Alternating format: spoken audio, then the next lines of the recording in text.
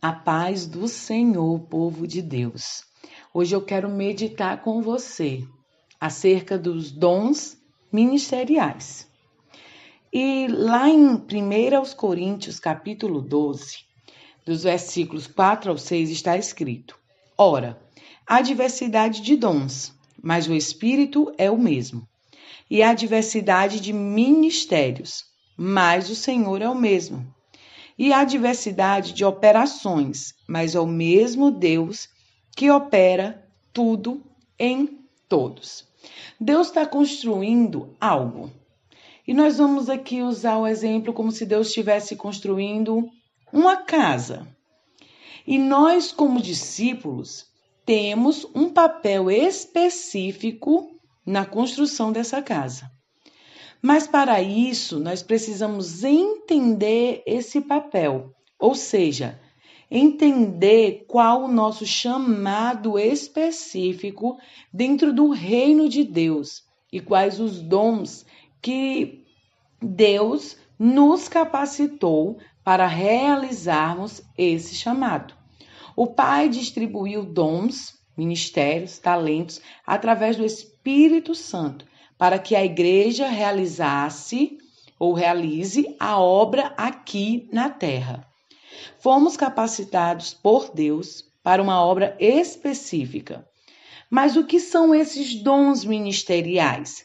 Lá em Efésios, capítulo 4, versículos 11 e 12, está escrito assim: E ele mesmo deu uns para apóstolos, e outros para profetas, e outros para evangelistas, e outros para pastores e doutores, querendo o aperfeiçoamento dos santos, para a obra do ministério, para a edificação do corpo de Cristo.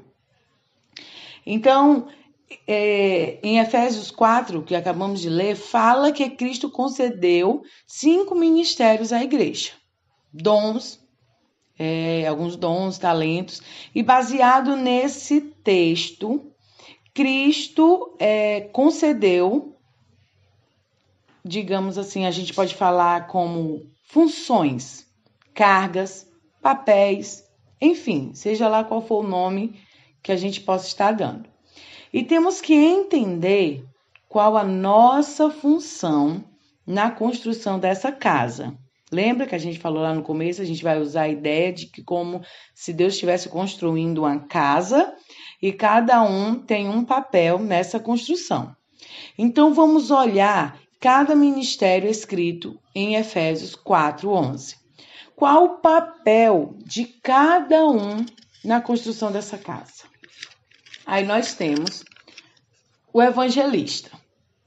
A pessoa que tem uma carga evangelística, essa pessoa tem a responsabilidade de buscar matéria-prima. Essa casa é feita de vidas. Então o evangelista vai no mundo e pega as pedras e as torna pedras vivas, úteis na construção dessa casa. Esse é o papel do evangelista. Ele vai lá buscar esse material de construção. Só que agora, essas pedras são vivas, estão vivas, são pessoas, são almas. Porém, estão meio tortas, cheias de pontas, cheias de coisa ainda do mundo. Não são pedras bonitinhas, prontas para uma construção. Aí entra o papel do mestre. O mestre, através do ensino da palavra, através da doutrina dos apóstolos, como lemos em Atos, ele começa a lapidar essa pedra para que seja conforme a palavra. Esse é o papel do mestre. Ele lapida a pedra para que seja útil nessa construção. Aí vem o papel do pastor, juntando essas pedras através do discipulado, do companheirismo, da igreja, do cuidado, cuidando das almas, da vida. Então, essa carga pastoral tem a função de colocar cada pedra em seu devido lugar. Aí sim temos a possibilidade de construir uma casa. Daí vem o quarto ministério, o apóstolo. A liderança apostólica é como se a pessoa tivesse a planta dessa construção. Ele enxerga de maneira mais ampla de como deve ser a obra, como deve ser a expansão, como deve ser a igreja local. E ele trabalha conjuntamente aos demais ministérios. E o último ministério, não menos importante, do profeta. Digamos que o profeta é o controle de qualidade dessa obra. O profeta traz a palavra de Deus para um determinado momento ou situação. Então, se aquela obra está indo no caminho certo, ele anima, encoraja, fortalece. Se está indo no rumo errado, ele exorta, corrige. Esse é o papel do profeta. A questão é que às vezes enxergamos esses ministérios como algo distante de nós, achando muitas vezes que somos incapazes de desempenhar. Mas esses dons ou ministérios podem ser expressados em 3 níveis diferentes. No primeiro nível, todos os discípulos de Jesus podem e devem executar cada um desses ministérios. Todos nós podemos e devemos evangelizar. Isso não é papel somente para o evangelista. Todos nós podemos fazer isso. Todos podemos e devemos ensinar, pastorear, cuidar dos nossos irmãos. Podemos profetizar e exercer alguma forma de liderança. Mas aí existe um segundo nível, onde um desses dons, um dos talentos, um dos ministérios, eles acabam se expressando com mais clareza. Fazemos ele com mais leveza, tem mais graça de Deus, tem mais alegria quando a gente realiza aquele determinado ministério. Nesse que se destaca aí em você, você deve investir ainda mais, porque é algo específico que Deus está te dando. Então, num primeiro nível, todos podem fazer, trabalhar na obra, ajudar, sair do seu lugar de comodismo e mergulhar no reino, na obra. Só que aí você diz, eu ainda não sei o que Deus me chamou para fazer, qual é o meu propósito. Na medida que você vai se envolvendo na obra, no reino, trabalhando, fazendo, então alguns desses dons e talentos vão se manifestando. Você tem mais alegria em fazer, você faz com mais habilidade. Então, daí você começa a descobrir o que Deus tem para a tua vida e através da tua vida, qual é o teu lugar, qual é o teu papel nessa construção, no reino. E aí existe um terceiro nível, que você não só evangeliza ou tem uma graça para fazer alguma coisa, mas se torna uma referência naquele dom, naquele talento. Aí é onde entram os apóstolos, os profetas, os pastores, os evangelistas, os mestres, as pessoas que encontram destaque, aqueles que cantam, os que pregam, os que acolhem, enfim, seja lá qual for o talento e dom. Eles não estão apenas mais aptos a exercer o dom, mas também a instruir e capacitar outros naquele dom.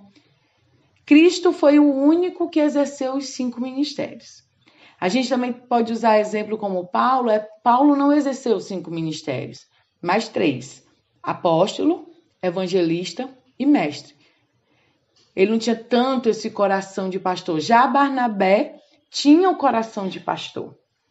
Por isso, a importância da liderança ser plural.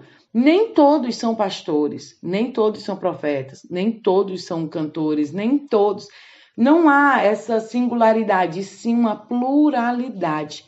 Um complementa a carga, a função, o cargo do outro. E quando cada parte do corpo está realizando sua função bem ajustada, há crescimento na obra de Deus. A liderança capacitando, provendo condições para que os santos exerçam seu serviço.